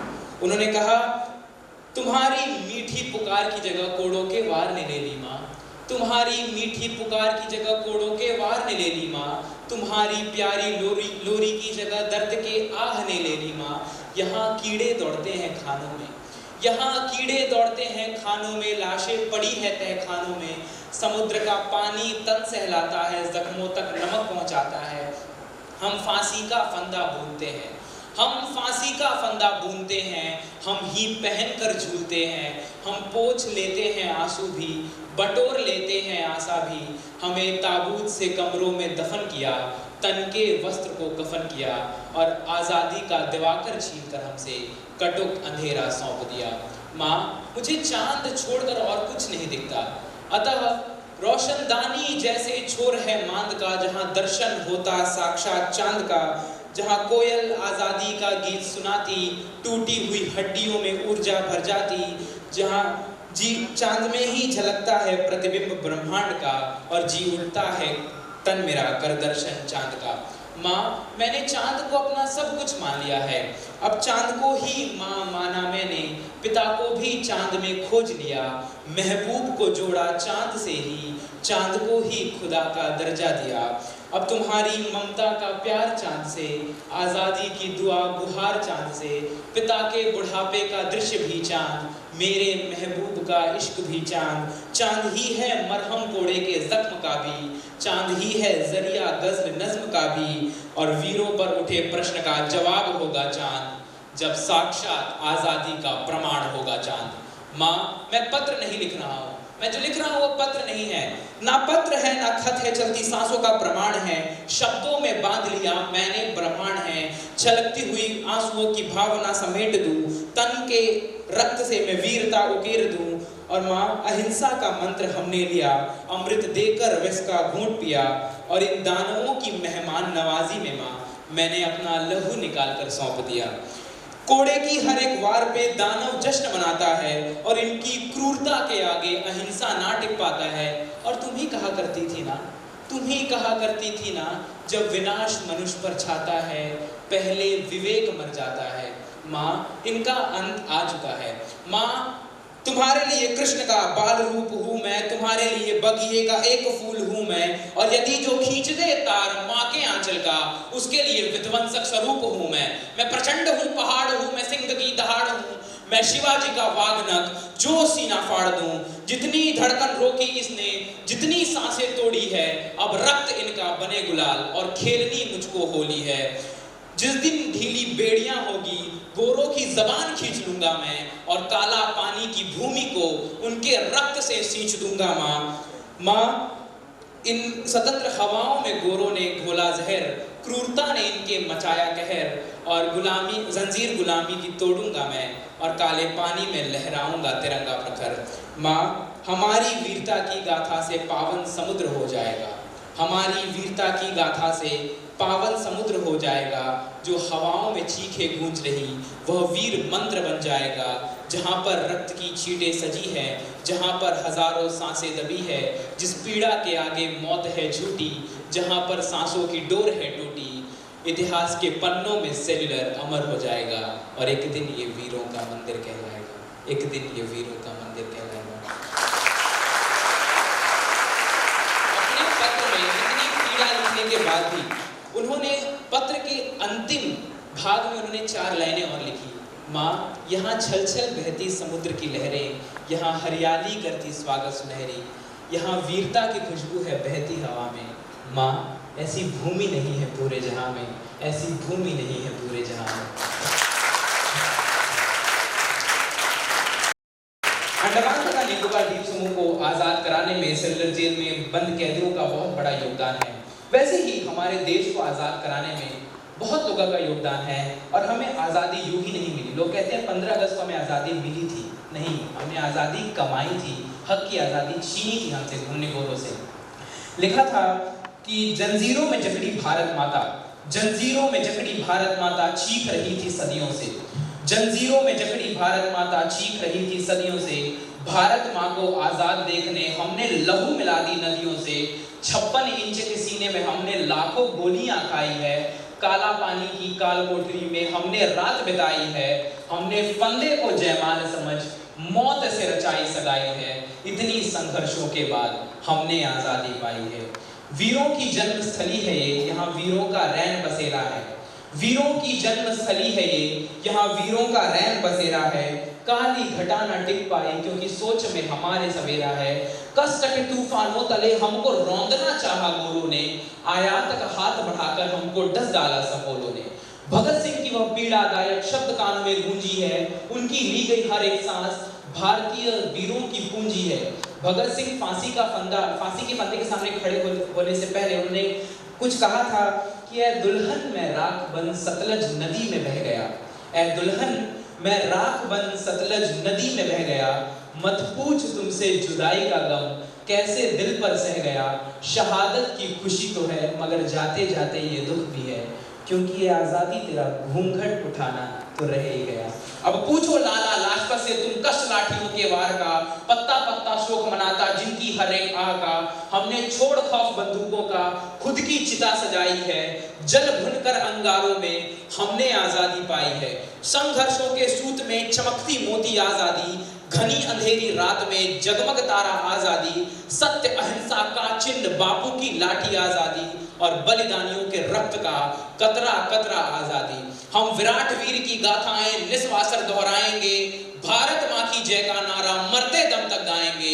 हम मिट जाएंगे देश के खातिर, कभी ना शीश झुकाएंगे। हम धरा फाट गर्जन में है, हम अंबर तक लहराएंगे। ये आकाश नहीं ये नंदन है, ये माटी नहीं ये चंदन है, जिन्होंने लहू से रंगा है तिरंगे को, उन सबको अभिनंदन है, उन सबको अभिनंदन है। बहुत बहुत शुक्रिया। मैं कहता हूँ कि मैं तालियों के काबिल नहीं हूँ, मैं तालियों के काबिल हूँ, मैं तारीफों का हकदार हूँ। सारी बिजली माँ भारती की है, मैं तो केवल तार हूँ। एक बार माँ भारती का नारा लगाएंगे, भारत माता की, भारत माता की, भारत माता की जय हिंद। बहुत बहुत शुक्रिया।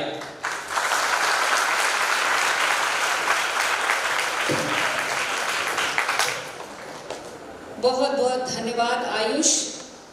आपकी प्रभावशाली शब्द निश्चित रूप से हमारी भावी पीढ़ी को भारत माँ के प्रति समर्पित होने को प्रेरित करते रहेंगे।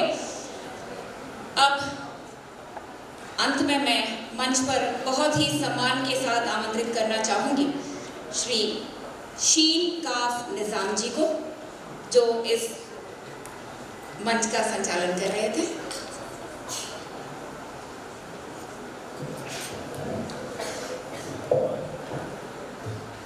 सबसे पहले तो आप सबका शुक्रिया, साहित्य अकेडमी का शुक्रिया। और अगर इसे सच समझ लिया जाए, क्योंकि आजकल हम सच को सच समझते नहीं, क्योंकि सच बोलने की आदतें हमसे छूट गई। हम झूठ को सच मानते हैं। तो मैं आपका शुक्रिया अदा करता हूँ। मैं कम से कम, मेरा ख्याल ये है कि हिंदुस्तान में सब जगह गया होगा, मैंने कोई CS को नहीं देखा कि वो मुशायरे या कविशल में इस तरह बैठा रहा। And I am not going to flatter him, मैं उन्हें खुशामद नहीं कर रहा हूँ। दूसरी बात ये कि राज साहब ने बहुत सी बातें कही थी कि ये भी कहना वो भी कहना, पर मुझे लगता है कि सारी बातें कहने का मौका दिन बच्चों को परेशान करना है। बेटे ज़िंदगी में कविता दर्द की होती है और दर्द ज़िंदगी भुगतना नहीं, हम भी भुगत रहे हैं। लेकिन मैं 2-3 बातें आपसे शेयर करता हूँ, उसके बाद मेरे 10 मिनट शुरू होंगे। ये 2 मिनट अध्यक्ष के जो मुझे पहले बोले थे। देखिए, मैं उन बेवकूफ़ों में से हूँ जो कविता को शब्दों का सपना जानते हैं। शब्द भी सपना देखते हैं, और जो शब्द सपना नहीं देख सकता वो शब्द कविता नहीं होता। दूसरी बात, हम जब गद्य कहते हैं, प्रोज, वो दूसरों के बारे में बात करना है, और जब हम कविता करते हैं तो हम अपने बारे में बात करते हैं। और जब हम अपने बारे में बात करते होते हैं तो उसे क्या करना,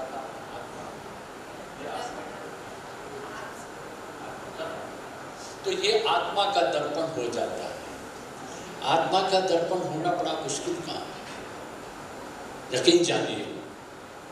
आप जो पीछे बैठे बच्चे बच्चियों, उनसे खिताब कर रहा हूँ, मेरी बात सुन लीजिए, घर जाके इस पर गौर कीजिए, और आज नहीं तो 10 वर्ष बाद गौर कीजिए। सपना देखने के लिए नज़र नहीं, आंखें चाहिए, और उसके लिए एक नींद भी चाहिए। उसके बिना सपना नहीं देखा जाता। लेकिन सपना सच होता है। सच में और सपने में एक फ़र्क है। वो फ़र्क ये है कि सच के पास, सच की बदनसीबी, सच का दुर्भाग्य ये है कि सच के पास कोई सपना नहीं होता, और सपने की खुशकिस्मती या सौभाग्य ये है कि उसके पास एक सच होता है। तो जो सपने का सच है वो कविता का सच है, वो आत्मा का दर्पण है। और आत्मा का दर्पण, माफ कीजिए, दर्पण हमेशा दिखाने के लिए नहीं होता, दर्पण देखने के लिए होता है। दिखाने के लिए कांच होता है। एक बात अंतिम और समझ लें, वो ये है कि मैं अपनी कविता के बारे में ये कह सकता हूँ, बल्कि मैं अच्छी कविता के बारे में, आप खुद कभी यू नो बेटर। कविता असल में आपको पढ़ती है, आप कविता को नहीं पढ़ते। याद रखिए, आप जो कोई किताब पढ़ते हैं वो किताब आपको पढ़ती है, आप किताब नहीं पढ़ते। और जब हम ये कहते हैं कि ये किताब किसी काम की नहीं है, तो यकीन जानिए उस किताब ने आपको रिजेक्ट कर दिया है। आपने किताब को रिजेक्ट नहीं किया, किताब ने आपको रिजेक्ट किया है। ये वो बारीक बातें हैं जो किसी भी अच्छी कविता को सुनने के लिए, समझने के लिए, लेकिन हमारी बदकिस्मती है भाईजान कि हम बच्चों को बोलना सिखाते हैं, बच्चों को सुनना नहीं सिखाते। अगर हिंदुस्तान ने नहीं, पूरी दुनिया ने बच्चों को सुनना सिखा दिया होता तो कविता भी और होती और हम भी कुछ और होते। अब क्षितिज के आगे यहाँ परे लिखा है, परे थोड़ा सा डेरोगेटरी टर्म होता, परे हट, हम किसी को कहते दूर, तो परे हट, तो लेकिन क्षितिज से आगे है, यानी हॉरिजन से भी आगे, उफक के आगे, क्षितिज के आगे। अब तो सितारों से आगे जहाँ और भी, तो ये पता लगता है कि सितारे जहाँ तक हम पहुँचे हैं वो अंतिम नहीं है, अभी इश्क के तहाँ और भी। बहरहाल ये सारी बातें उनके लिए थी कि जो रहे नहीं यहाँ, ये इसमें लगे हुए हैं। और राव साहब मुझे ये कह गए थे कि आप 2-3 मिनट ये बातें करना। अब मैं अपनी बातें शुरू करता हूँ। अब तक अध्यक्ष बोल रहा था, अब पोइट बोलता है। देखिए, मैंने जो बात शुरू में आपसे कही थी कि हम सबकी ज़बानें अलग अलग हैं, और ये उस श्राप की वजह से जिसकी तरफ मैंने पहले इशारा किया था, बाइबल के हवाले से। अब मैं ये अर्ज कर रहा हूँ कि मेरी क्या ख्वाहिश है। देखिए, अब यहाँ से आपका भी इम्तहान शुरू होता है और यहाँ से मेरा भी इम्तहान शुरू होता है। ये सब बातें जो मैंने कही, कविता बुनियादी तौर पर इशारे का आर्ट है। जो आदमी इशारा नहीं समझता, कविता उसके लिए नहीं है। उसको और भी बहुत सारे काम है दुनिया में, तो कविता करना ज़रूरी थोड़ा है, और भी बहुत से काम है वो कर रखना। लेकिन इशारे का मतलब ये नहीं होता कि जो आप जानते हैं मैं वो बताऊँ आपको, क्योंकि कविता के माध्यम से मैं जानता हूँ।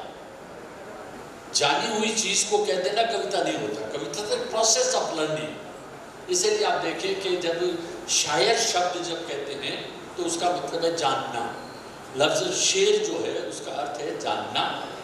शायर यानी जानने वाला, शायरी यानी जानी हुई चीज़। जबकि कविता जब हम कहते हैं तो कवि का मतलब है दिखाना।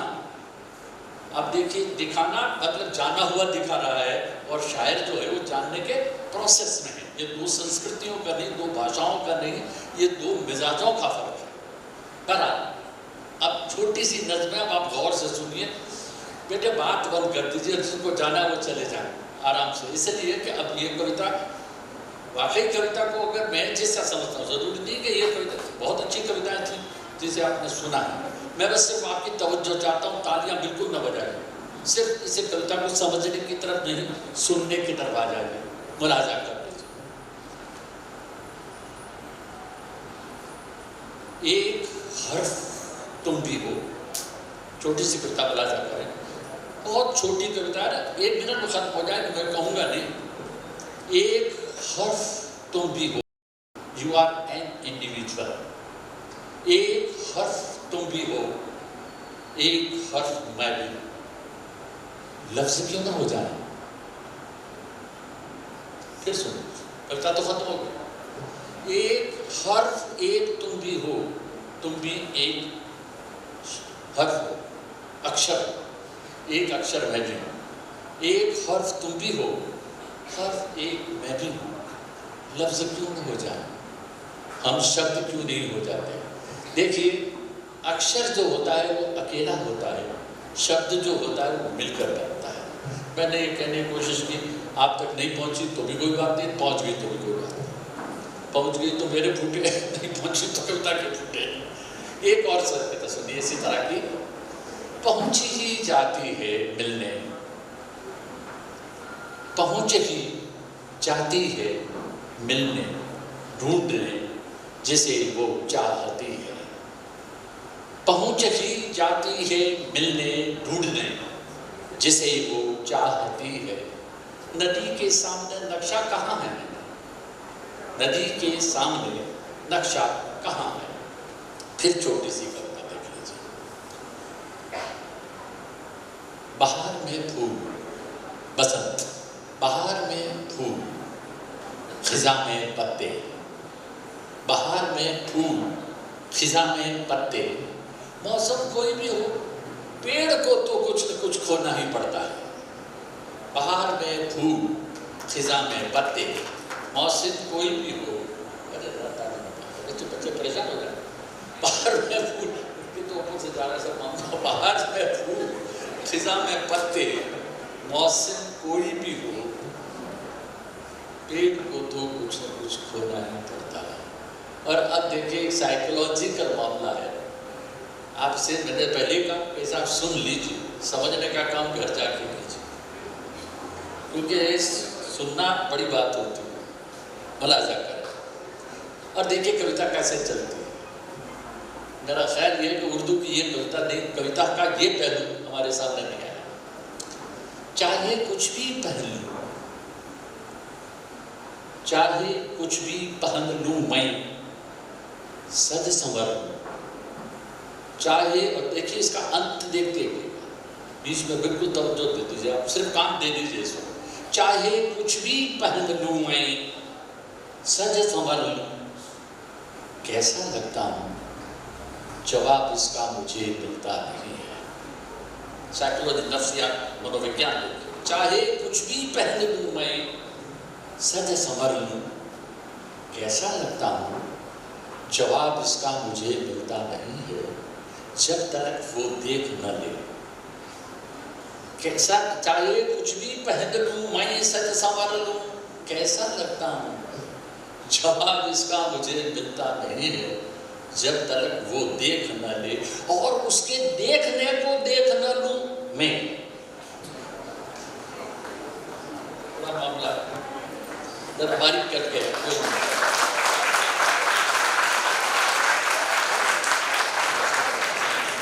लगता है कविता में कुछ खराबी थी,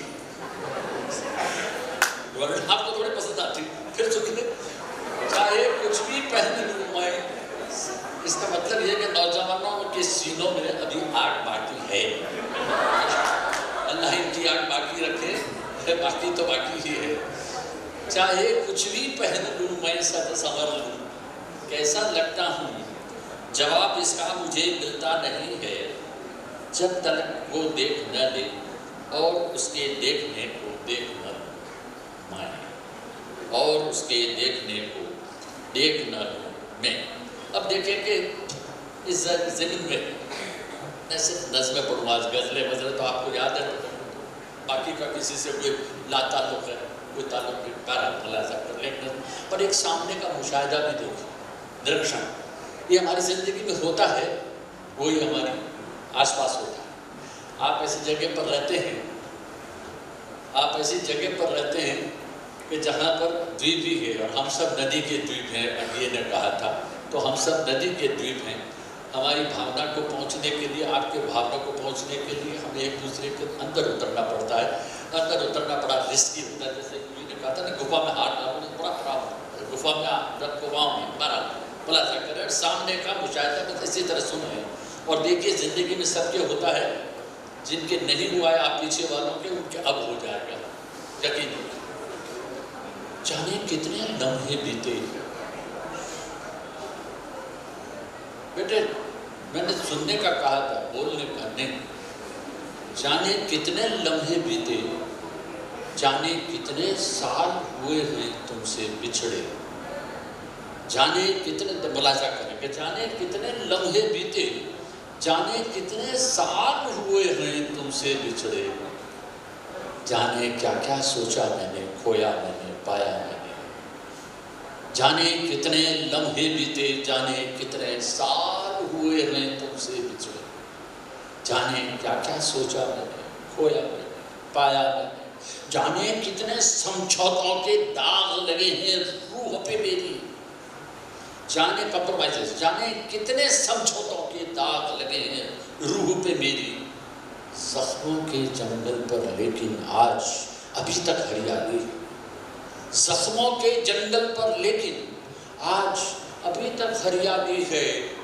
तुमने ठीक कहा था उस दिन, तुमने ठीक कहा था उस दिन, प्यार चांद जैसा होता है। तुमने ठीक कहा था उस दिन, प्यार चांद जैसा होता है और नहीं बढ़ने पाता तो धीरे धीरे खुद ही घटने लग जाता है। चांद बढ़ने के बाद, पूर्णिमा के बाद घटता है, तो धीरे धीरे खुद ही घटने लग जाता है। मेरा समय पूरा हो गया, आपका बहुत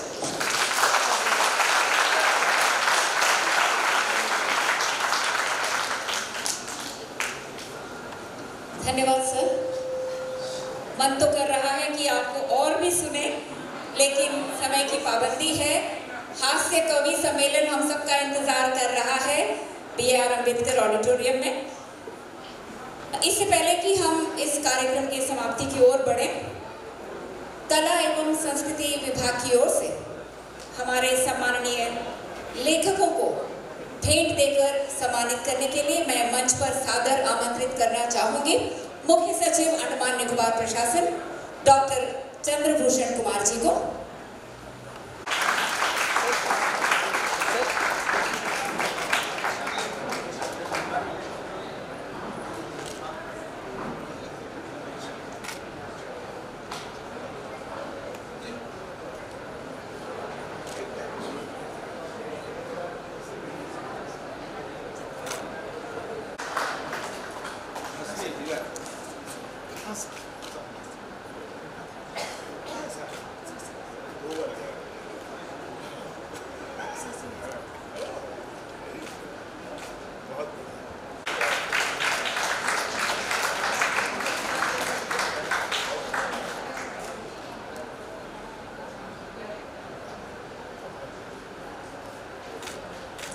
Shri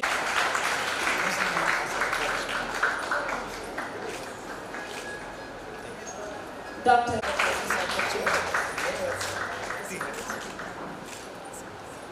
Shrimati Kalyani Haldar,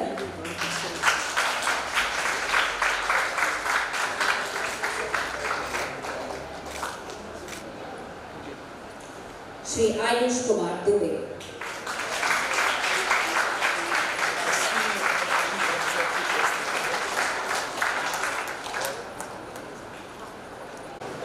ready ready sir ready sir.